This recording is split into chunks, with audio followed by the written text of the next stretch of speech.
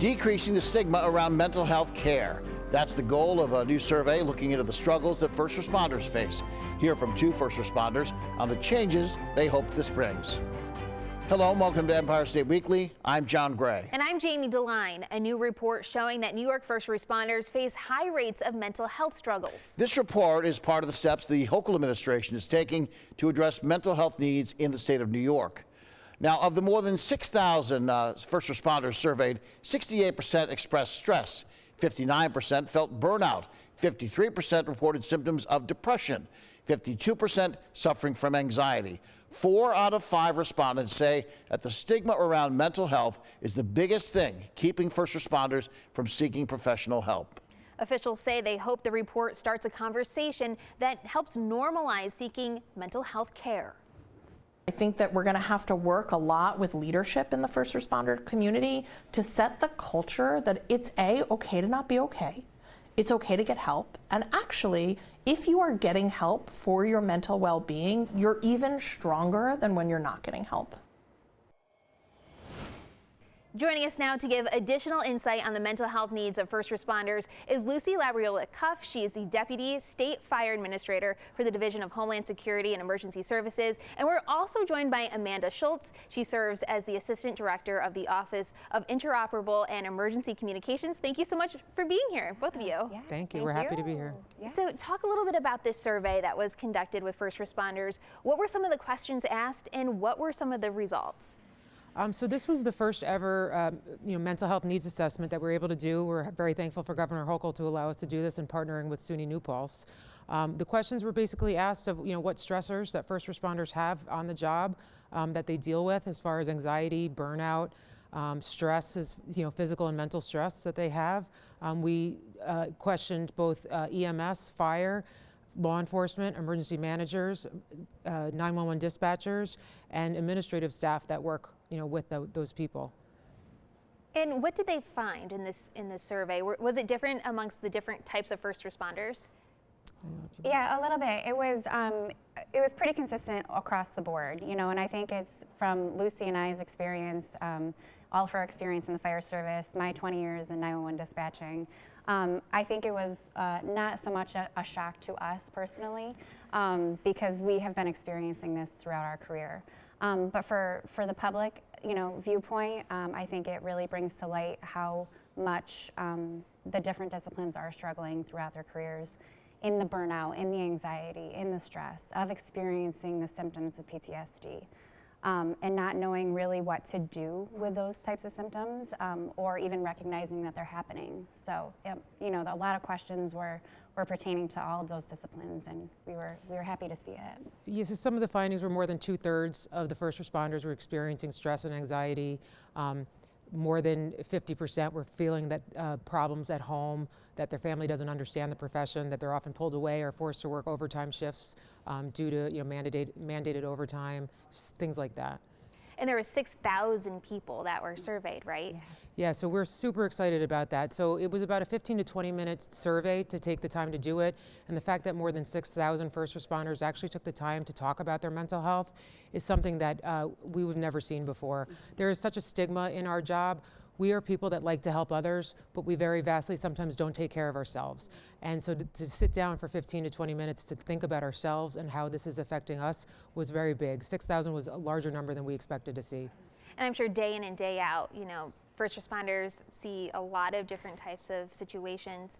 How do you go about breaking the stigma? And what are some of the concerns of first responders that they might have when it comes to their mental health? So the first thing I'll say is the average person sees maybe 2 to 3 critical incidents in their lifetime. A first responder sees hundreds in their career. So that, seeing those traumatic events, seeing those critical incidents, we're often seeing people at their worst when we go to these calls, does take an effect on us. We develop some sort of, mental resistance to that. You begin to do that and you have that in this profession, but it still takes a toll on you. So we see that, but there's also times where it's very rewarding when you save people's lives and things like that. So I don't want to say that it's all bad, because there's a lot of really good in that, and there's a lot of bonding experience amongst your fellow colleagues and coworkers. But ultimately, there's things we're starting to see, which is why we're really happy that we're able to get this needs assessment done. So we can now start making changes and looking to make progress of how we can better help these people and get past the stigma of the issues here and provide more mental health services to the first responder community. I know this is a big report that was recently released. What were some of the concerns that first responders had when it came to telling their bosses about their mental health struggles? Yeah. So on the law enforcement side, they were worried about losing their pistol permit or losing their rights to their gun if they had mental health issues, so they wouldn't report it. There are issues with people feeling like they weren't adequate enough to do their job, that they were weak, their colleagues would look down upon them, or their leadership would look down upon them, and that they couldn't be able to do their job. None of that's true, and actually I think seeking mental health and knowing that you're struggling is a sign of strength. And we want to really make that possible, saying if you understand you're struggling, it's a sign of strength to ask for help. Absolutely. And what else do you think first responders need to know if they are struggling? Where can they turn for help? So, Go, you go. yeah. So there's the governor proposed in the 2025 State of the State the first responders counseling so that they can go to SUNY, partnering with the SUNY schools, so that you can go to SUNY and continue education or get more education on first responders actually helping and getting counseling degrees so that they can help. I think a lot of times, in our different disciplines, they want to come to the person who can relate to them the most, right? So it's the peer-to-peer support programs, and I know Lucy can talk about that part of DHSES. Yeah, so a lot of first responders, if they go seek mental health, sometimes there's not a lot of mental health counselors that are culturally competent to work with first responders. They don't understand our lifestyle, they don't understand our schedules. We don't work normal 8 to 4 jobs where we can keep a weekly appointment with a counselor, things like that. So they often will get turned away from a counselor who doesn't understand our profession. So one of the things that we're working on with SUNY New Paltz and the Office of Mental Health is we're working on developing training for mental health counselors to understand our world that we live in. So we're working on a culturally competent training on first responders. There's not enough mental health counselors out there that understand what we do. So we're trying to build that connection into the mental health world. Again, Governor Hochul has done a lot of work with trying to build mental health across all areas of the state. And we really look forward to her programs in the State of the State and working with the legislators and the elected officials to make sure that stuff goes through because it's very important to us. And the state budget is due on April 1st, so we'll just have to keep an eye out and see what gets included in the final budget. Well, thank you so much for joining us. We really appreciate your time, and thank you for what you do. Thank you so much. A reminder that if you or someone you know is in crisis, free and confidential support is available 24/7 by calling 988 or texting 741-741. The state continuing to monitor the outbreak of the bird flu in the state. When we return, hear from the Department of Health on the steps they're recommending to contain the spread of the disease. If you have a comment or story idea, let us know. You can email us at news@news10.com. You can also reach out on X, formerly known as Twitter, at WTEN.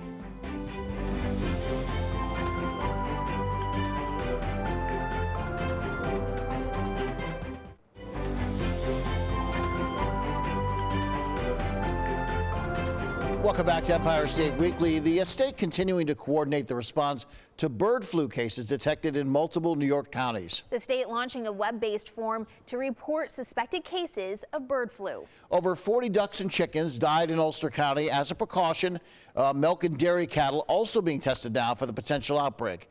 There have also been other positive cases in both Suffolk and Putnam counties. So far, no human cases have been reported, and the risk to humans from the bird flu is low. Joining us now is Brian Backinson, Director, Bureau of Communicable Disease Control for the DOH, or Department of Health. Brian, thanks for coming on today. Thank you. A lot of talk about bird flu. We almost hear it almost every year. I'm somebody who has no idea what bird flu is. I'm assuming it's like a flu that birds get, but it's a little bit more than that, right? Yeah, there's a lot of different diseases that birds and other animals can get that we don't. And there's this influenza that birds have had, and they've had for numbers of years. We've been watching this one since 2022, but it really seems to have expanded over the past couple of years. And about a year ago, the real big concern that happened is when we finally saw it in cows. We saw them in cows in Texas, and now it's been seen in cows in other parts of the United States. And the worry there is once it moves from birds to mammals, we're mammals too, and the thought is that there's a higher likelihood now that it could potentially become a problem for people. How does it even get to, like, let's say at a farm in Cambridge, Washington County, for those watching downstate, that's way upstate, very rural. You know, I got a farmer who's got chickens and cows and all the stuff a farm has. How does it even get there? Does a bird literally fly on the property and bring it? Pretty much, yeah. There's bird migration, right? So we all see birds moving south in the winter and heading north in the spring.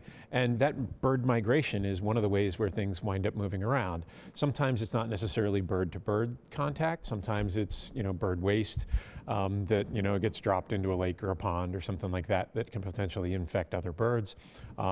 The place where I live, there's a pond right near a golf course, and there are geese there that are there constantly. And again, it's one of those things where those things move around, those birds move around, and they then have the potential to spread and get it into areas where birds are really crowded, like some farms, and it becomes a real problem. If it gets on a farm, do they pretty much have to destroy all the birds because once one has it, they kind of all got to have it? Yeah, I think the big concern there is what they're really trying to do is save the economics of the flock itself and try and prevent it from spreading further on down the road. Yeah. And unfortunately, the best way to do that is to depopulate the entire population of birds that they have there. Usually the flu does a good number on those birds sort of before they have to depopulate. This is a virus that, particularly in poultry, will kill those birds really, really quickly, and it spreads really, really fast. So it has a signature. It's really easy to wind up seeing and saying, oh, this is here. And then people like USDA and Department of Ag and Markets here in the state move really quickly to try and help alleviate the problem before it spreads. Talk about what you do. What does DOH do, and is there any help you can bring, not only us, but these farmers, these places that have this happening? So Department of Health, we work sort of on the human side of things. So our concern is trying to make sure that people don't wind up getting this. There have been 67 cases since the beginning of 2024 across the entire country. So really not many people in the grand scheme of things. And we've only had one individual in the United States who's died from this in Louisiana. So one of the things that we do is when something happens on a farm, we try and figure out who had the closest contact to those particular birds. We try and keep an eye on those people. We work with them, we text them, we email them back and forth, make sure that they don't have any signs and symptoms. If they do, we'll try and wind up getting them tested. It in some ways harkens back to the contact tracing that many of us are familiar with from the past several years. And would the issue be somebody touching an infected bird, or they maybe not washing their hands properly and infecting something that they consume, or even touching their face, that kind of thing? That's one of the other guidance that we do, is try and make sure that the people who work on those farms do things to protect themselves, wearing things like gloves and masks and so forth, which can be difficult in certain areas of a farm, obviously, but trying to do things that they can do, like washing their hands, like wearing appropriate equipment and changing it every so often in order to make sure that they're really doing what they can to protect themselves and prevent themselves from getting it. On dairy farms, I think one of the things that's happened here is trying to really ensure that people wear masks or goggles so that they don't get things splashed into their eyes while they're milking a cow, for example. Which is easy. It's hard to stay clean on a farm. Exactly. If you ever spend a half a day on one. People being people, do you worry that somebody who's got a farm with a lot of animals, they see a case of it and go, what if I call DOH? They're going to come in here, shut me down, or make me kill everything, and maybe I can contain it, or I'll move those birds to this barn and not that barn. And they need to call for extra help, right? They shouldn't be trying to hide from this. It's not like a cavity or a bad tire on the car. It's not going to go away on its own. No, it's not. And I think over the past 3 years, when this has really been an issue, I think a lot of the farmers, the people who have who operate these particular farms, are aware of the severity of it. And in many ways, they don't want to hide it. If they wind up seeing it on their property, they're obviously sad and disappointed. But I think really what they want to wind up doing is making sure that they can nip it in the bud. And unfortunately, nipping in the bud oftentimes means depopulating animals. So again, it's, I think the farmers, it's a bit of a mixed blessing. In some ways, they're happy to work with us to try and solve the problem, but they really just don't want to have the problem in the first place. And is there a patient zero with this? Has this just been around forever and it just seems like it's worse now. I mean, does it sort of reinvent itself every year, or is it kind of just a continuation? So all flus change a little bit from time to time. It's the reason why we need a new flu shot for us every single year. I got mine. Yep. Right. So it's the bird flu has been the same, and there have been some minor changes. There have been bird flus for decades now, and different people track them and so forth. This one has been one that has been around for a little while, and then even now there's a couple of different little changes in strains and so forth. But again, this one has kind of had staying power here for the past 3 years or so, and it's something that we continue to look at. Right now, I think one of the other concerns that people have is the general population, people like you and me, who may wind up seeing a dead bird by the pond down the street, or when we go take a hike. And DEC has put out some information lately about how to report those birds, because it's not just poultry. Right. It is those Canada geese. In some cases, it's songbirds, and trying to make sure that the public knows to not handle those, or handle those with care as well. Just say don't touch it. Just maybe call and say, hey. Right. Just so you guys know, maybe get hit by a car, maybe something else going on. Exactly. Brian, thanks for coming on this morning. Sure. Learned a lot. Good. Learned a lot. Bird flu. Now I'm an expert. Not really, but. All right, the governor says new proposed legislation could give citizens a better chance of participating in our government. When we come back, Jamie will break down a proposal that could actually delay the start of the special elections, how this could impact the expected special election up in the North Country.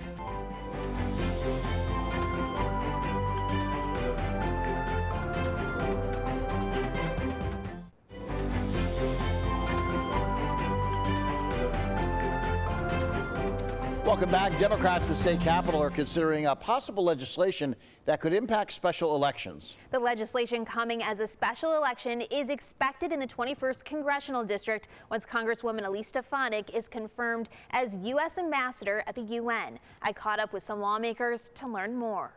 At the state capitol, Democrats are discussing possible legislation that would allow the governor more time to call a special election when there's an open seat in Congress or the state legislature. As for how much time, that has yet to be determined. Supporters believe changing the time frame could help increase voter turnout. We want to make sure that we get as many people to the poll, that we reduce as much chaos, at least here, as possible, as we, consolidate things. On Monday, Governor Kathy Hochul spoke about the cost of special elections on small counties and how it could give some candidates more of an advantage. What a very short time frame does, it favors people who are already elected officials versus a citizen who wants to run, because there's a lot involved in this. So you're actually denying more opportunities for people to run who don't already have an elective office. New York 21 is in Republican State Senator Joe Griffo's district. He doesn't buy the Democrats' reasoning for changing the law. To me, any indication that this is a cost-saving measure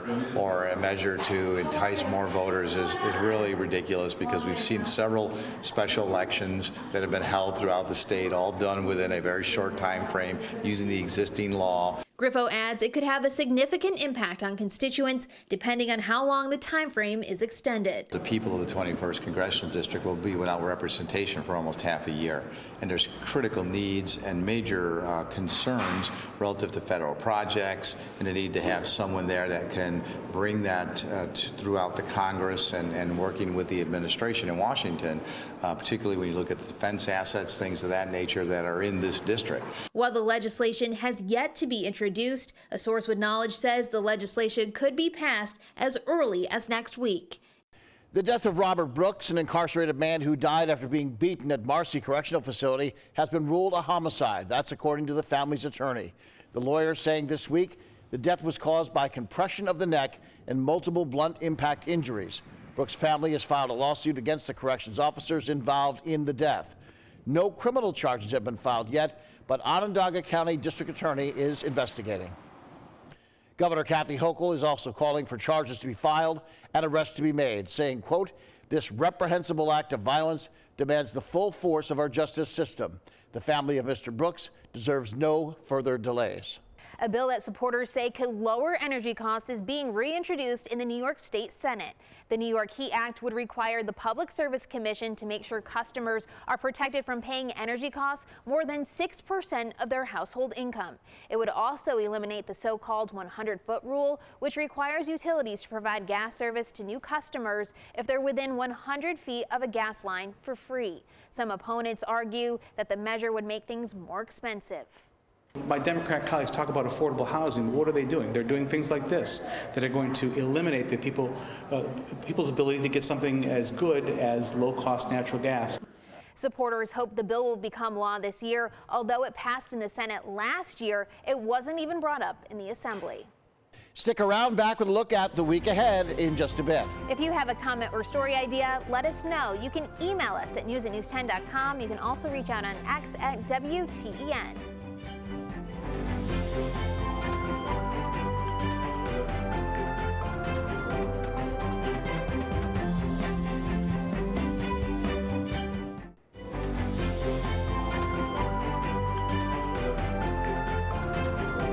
Finally, at Empire State Weekly, tariffs are on top of mind for many people this week. Following the back and forth over the proposed tariffs, the Trump administration was expected to put on goods from both Canada and Mexico. While those tariffs ultimately haven't taken effect since President Trump delayed them by 30 days, tariffs against goods from China have gone into effect. That 10% tariff is expected to cause prices that Americans pay for a variety of goods to go up. That would include toys, electronics, like, say, computers or cell phones. We're going to look to keep an eye on any price increases and, of course, bring you the latest analysis. For now, from all of us here at Empire State Weekly, I'm John Gray. And I'm Jamie DeLine. We'll see you here next week. Don't you forget, you can watch this show, Empire State Weekly, all over New York State. Here's the full schedule of the show on 10 TV stations across the great state of New York.